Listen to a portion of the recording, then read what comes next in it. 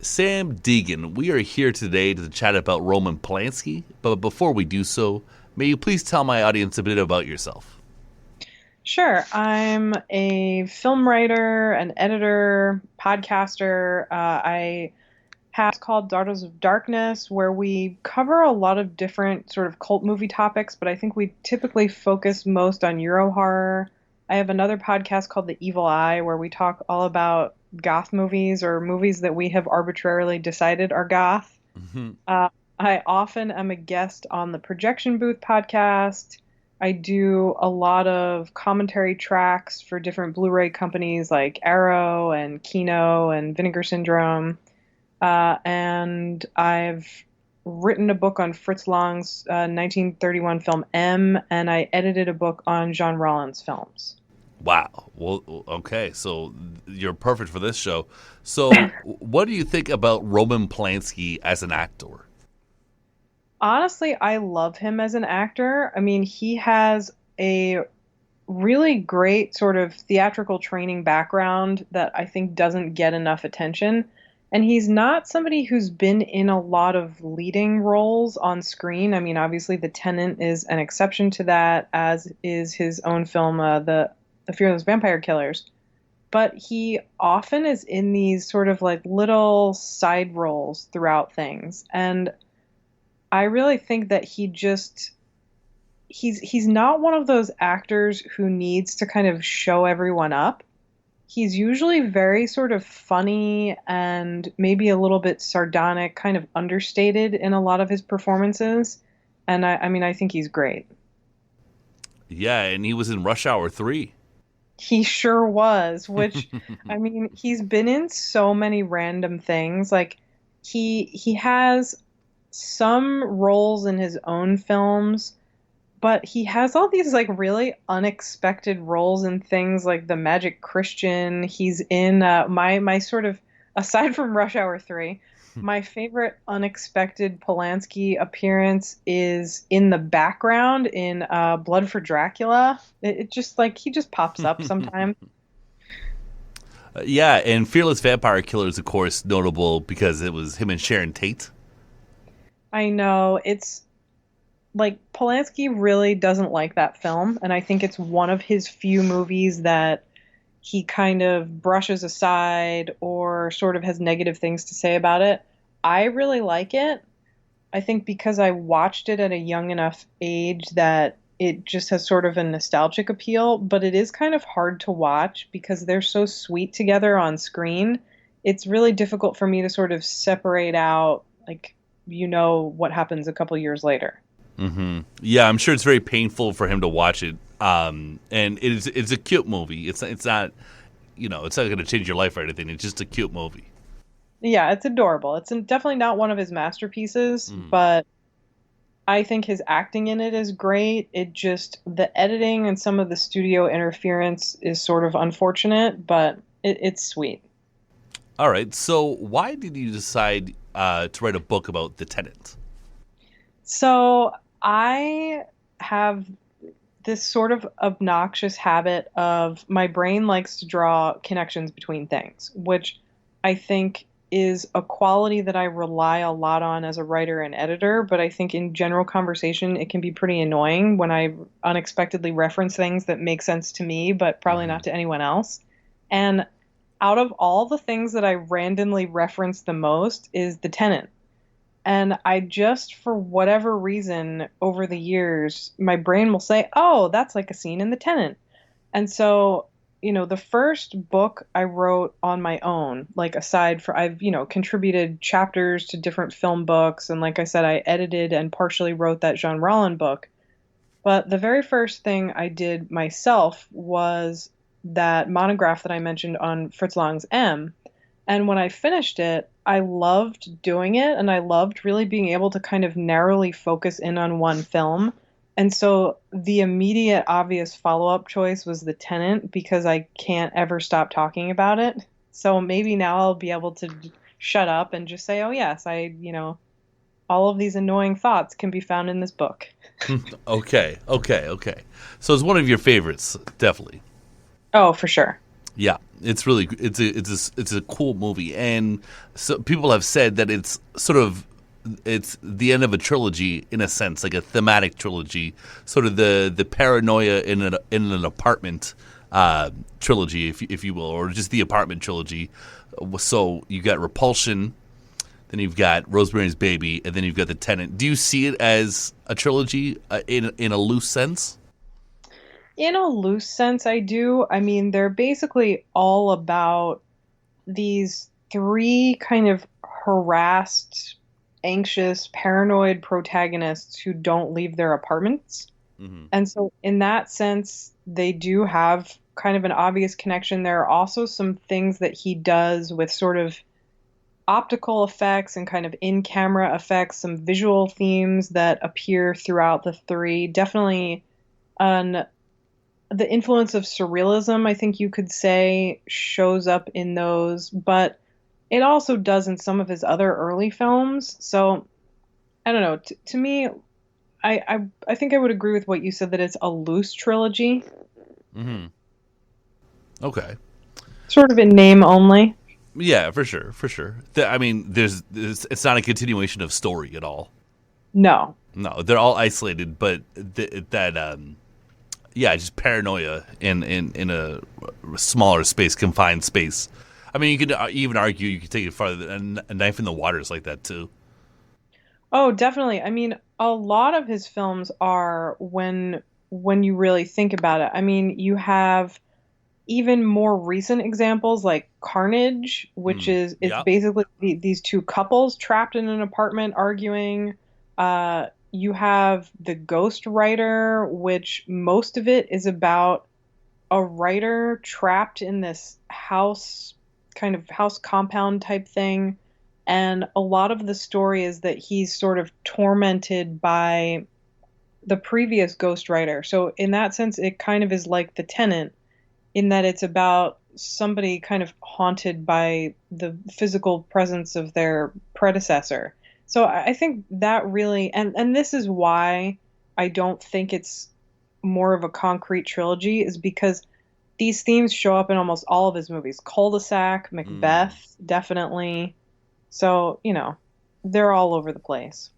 I think his Macbeth is the strongest film adaptation of that material.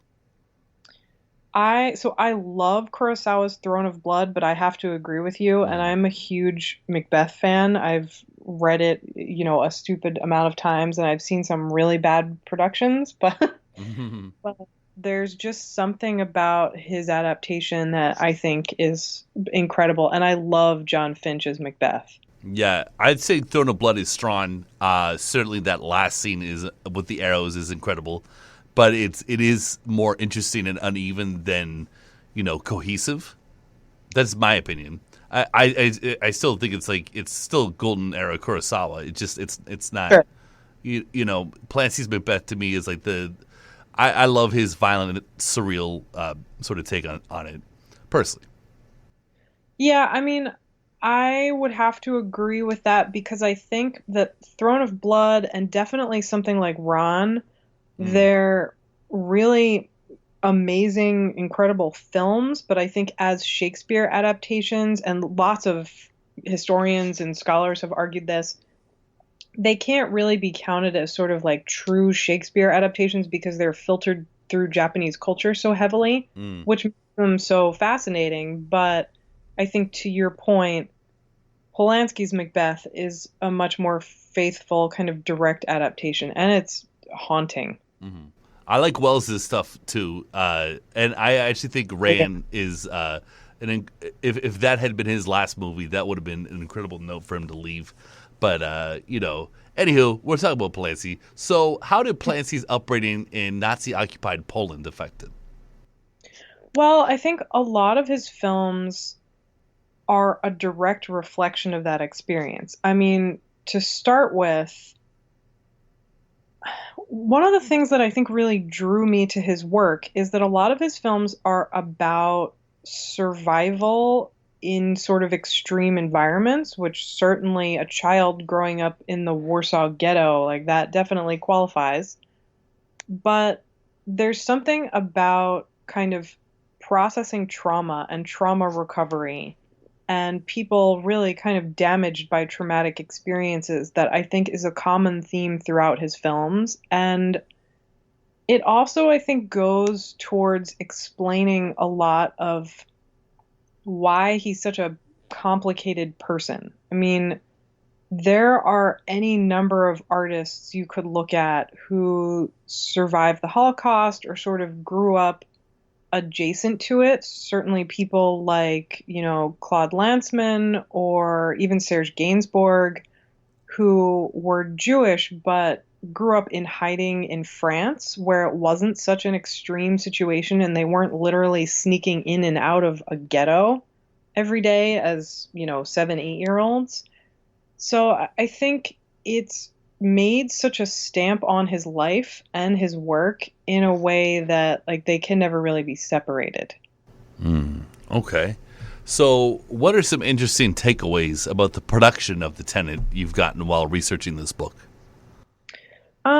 So I tend to not be a very kind of production driven researcher, Okay. but I think to me, the more interesting things are the sort of influences and what's going on thematically. But one of my sort of favorite kind of Tenant details is that this was a film that Polanski didn't intend to do. It was sort of a project offered to him, which it just seems like kind of the ultimate Polanski film. And I think it's his masterpiece. I think it's his best film. So it's just interesting to me that it's not something he necessarily chose for himself, but it wound up being a film where, he took the starring role in addition to directing it. And it's hard to imagine anyone else playing Trelkovsky because you basically have a novel written by a Polish Jew who has relocated to France and has this overwhelming experience of being an outsider. And I'm talking about Roland Topper here, for those of you who aren't familiar with the Tenant source material. And so it makes a lot of sense that you would have a Holocaust survivor, another Polish Jew relocated to France. And for those of you who don't know, Polanski spent a few years as a child, a very young child, in France. And his parents, who were Polish, relocated back to Poland at absolutely the worst time because they were then stuck there because of the Nazi invasion and the Holocaust. So it's sort of interesting to have someone who wrote the film and the person who directed and stars in the film pretty much have the same background and experience. So that's kind of my, I can't believe that it worked out so perfectly, even though it was a project offered to him and not one he came up with on his own. That's pretty cool. Yeah. And I have a follow-up. So this is the big one. Ultimately, why would you say The Tenant is Polanski's best film?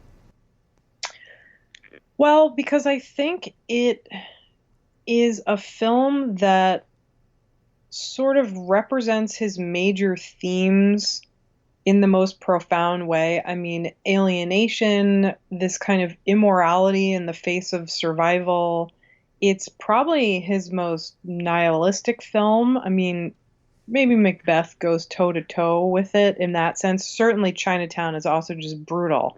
But The Tenant, I think, is something that brings together a lot of the themes he was obsessed with for me, that he returned to again and again. And it really takes a lot of influences from absurdist literature, things like Dostoevsky, absurdist theater, which he was really, really interested in when he was in film school. And he acted in a bunch of absurdist plays. And I mean, after The Tenant was made, he starred in a production of an adaptation of Kafka's The Metamorphosis. So I think The Tenant is one of the single greatest Kafka-esque films, which, is a little ironic because it's not an actual Kafka adaptation, but it's close. And I think it just has, from a technical standpoint, really absolute mastery of those themes. Like this idea of doubling and this sort of cyclic repetition. I mean, there are these really, really great shots where Trelkovsky sees himself in a mirror and then maybe he sees someone else in the mirror. And this idea of surveillance and observation and voyeurism, I think, are nowhere expressed better throughout his cinematography or throughout his filmography than they are in The Tenant because of some of the cinematography, which is by Sven Nykvist, who worked with Ingmar Bergman and is, one of the greatest cinematographers of the 20th century. So to me, it just really, it's also difficult. It's not the most accessible of his films by any means, and I think he's a difficult, certainly a difficult person, but also a difficult artist, and you kind of have to work to enjoy the film. So I Okay. think it makes it very him. That's cool. I like that. Okay, so I have a couple of sort of obligatory Roman Polanski, the bad person, questions. So, would you say he's a bad person and a great filmmaker? I would say that, but that's also not a question that really interests me. So Mm. I'm one of those people who thinks that the majority of great art comes from very complicated individuals. Hmm. And, when I go out in the world, whether we're talking about music or literature, films, the visual arts, I don't think, is this person nice? That's not really one of my requirements. And yes, he's a convicted rapist, so obviously he's done something terrible. But I also think, and I know that a lot of people are going to hate me for saying this, but for me, I don't think it's particularly useful to say someone is a good person or someone is a bad person. There are maybe a few people throughout humanity who could qualify for being a totally good person or being a totally bad person. Mm. But I think in general, people fall somewhere in that gray area in the middle. People are complicated. And for me, processing the difficult things that have happened in my life often happens because of my interest in or my relationship to difficult art. And so I think if you're at all interested in kind of cult cinema or transgressive films, most of the people who made them are kind of shitty. And I think you sort of need to have those people making that art in order for it to exist at all. I mean, somebody who's never lived through the Holocaust or somebody who's never done something terrible to another person isn't necessarily going to make that adaptation of Macbeth. And so I think that for me, I'm more interested in, what is the art? What does the art say?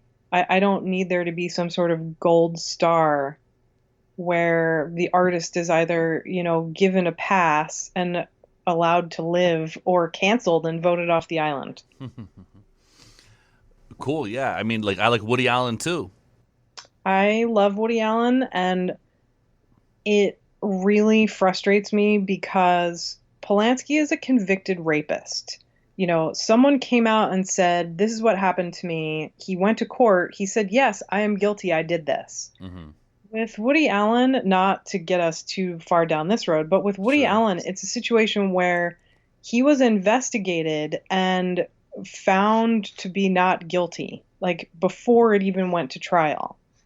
And Mm. so I think it's really frustrating for me that people seem to give Polanski a pass, whereas on the internet, people lose their minds if you mention Woody Allen, and it's like he was never convicted of anything. So why is there this discrepancy? Like, it just doesn't make sense to me. And I think it's kind of symbolic of that sort of hysterical court of public opinion on the internet that often is super irrational.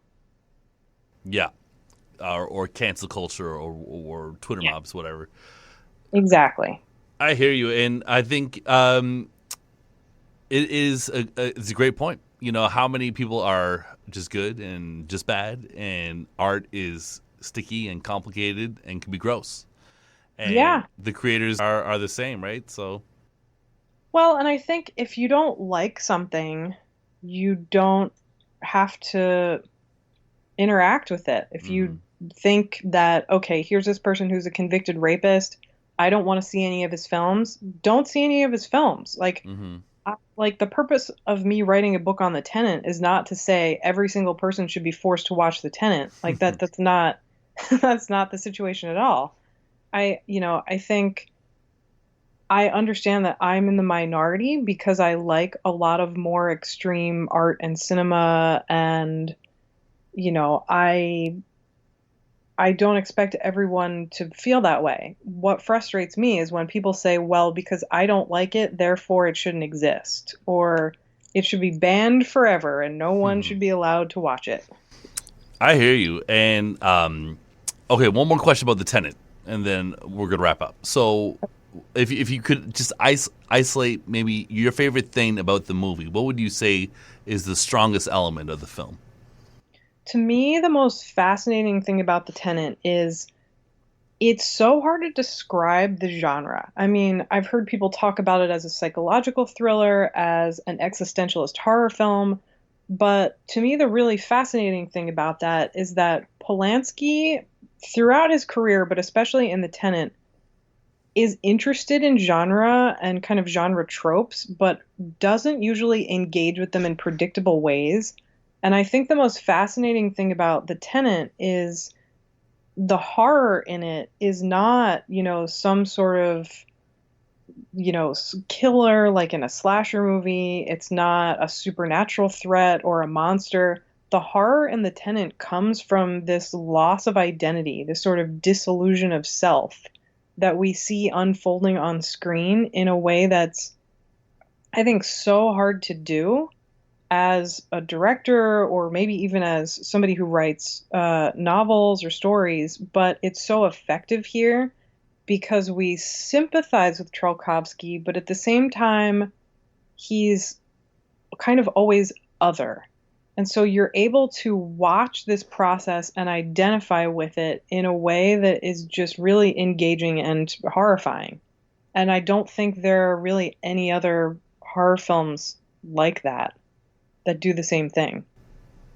Yeah, it's really strong work, and this is you've made a great case for people who maybe skipped it or just watched it once passively to engage with this material because it's he's one of the great filmmakers of the history of film. Absolutely. All right, well, Sam, thank you very much for your time, and I was wondering if you can tease us a little bit about what else you might have coming up in the year 2020. Well, I know that, so sometimes this is complicated because usually if I'm working on commentaries, I'm not allowed to say what they are until after they've been released. Got it. But I have a bunch of commentaries coming up in the next couple months. I will be on the projection booth a few more times this year. More of my own podcasts, of course. My book on the Tenant, I'm hoping will be finished by the summer. And I also have another book that I can't announce yet, but hopefully soon, that should also be finished by the end of this year. So lots of work as usual. That's awesome. Well, thank you so much for your time. Thank you so much for having me.